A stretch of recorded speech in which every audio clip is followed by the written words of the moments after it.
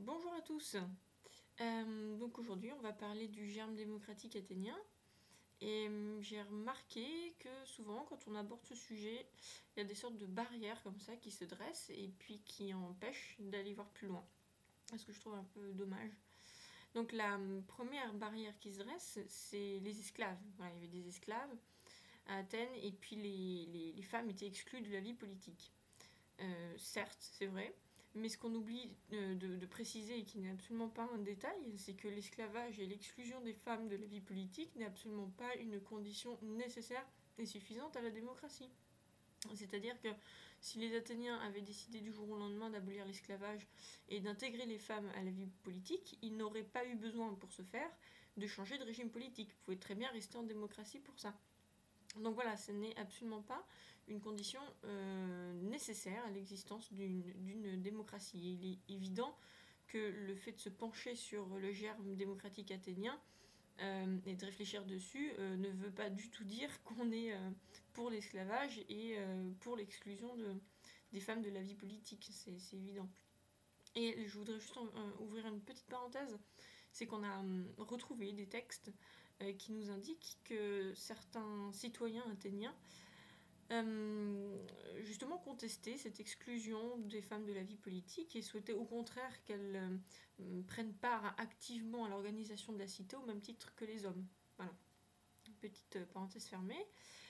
Maintenant, le deuxième barrage donc, qui arrive, il s'appelle Périclès. Voilà, Périclès qui a été réélu 15 fois. Alors effectivement, il a été réélu 15 fois. Et effectivement, les Athéniens utilisent ce procédé aristocratique. Aristos le meilleur, Kratos le pouvoir au meilleur. Donc ce procédé aristocratique qui est l'élection pour certains postes qui nécessitaient des compétences très précises et très poussées.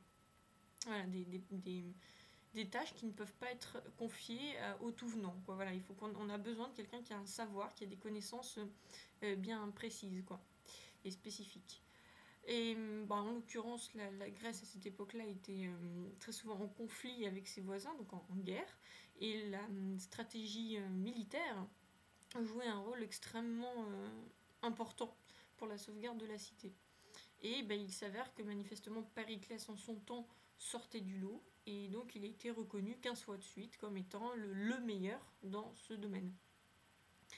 Et il y a une deuxième chose aussi à dire là-dessus, c'est que les élus de l'époque du germe athénien démocratique comparé à nos élus d'aujourd'hui, ça n'a strictement rien à voir. C'est-à-dire que les élus, à cette époque-là, étaient sans cesse contrôlés, révocables à tout moment, et ils devaient rendre des comptes. Et nous, aujourd'hui, on a des élus qui sont au-dessus de la loi, c'est-à-dire que la loi, c'est pour les autres, et puis eux, on constate qu'ils ont des passe-droits. Donc ça, c'est la première chose. La deuxième chose, c'est qu'ils n'ont aucun compte à nous rendre.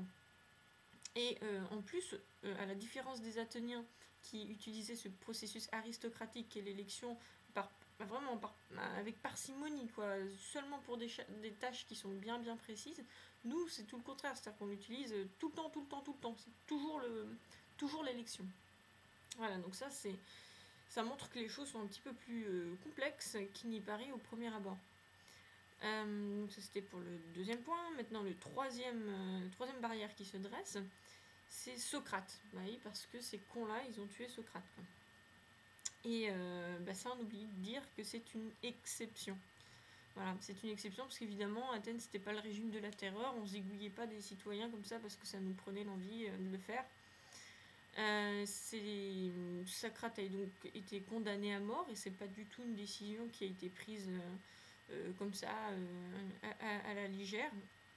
Et puis surtout, c'est une exception, donc je trouve ça un peu dommage de s'arrêter à ça et de faire une fixation là-dessus, même si on peut évidemment contester cette décision, évidemment. Et puis la dernière barrière en général qui se dresse, c'est... ouais mais ils étaient combien les Athéniens? Et nous là, on est combien là on est des millions, on est des milliards. Donc ta démocratie, là, tu l'appliques comment dans le monde d'aujourd'hui? Alors ça, c'est un point que je trouve vraiment très important. C'est-à-dire à quelle échelle finalement on peut appliquer une démocratie directe. Et ça, je ferai une vidéo vraiment à part sur ce point-là parce que je le trouve vraiment très intéressant. Voilà. En tout cas, pour aujourd'hui, ce qui comptait, c'était de faire un. Enfin voilà, de faire tomber un petit peu toutes ces barrières, de dégager un petit peu le champ là et l'horizon pour essayer d'avancer et de voir un petit peu tout ce qu'il y avait de positif finalement dans la démocratie athénienne il y a 2500 ans. Voilà, ça sera pour les prochaines vidéos. Ciao ciao, salut.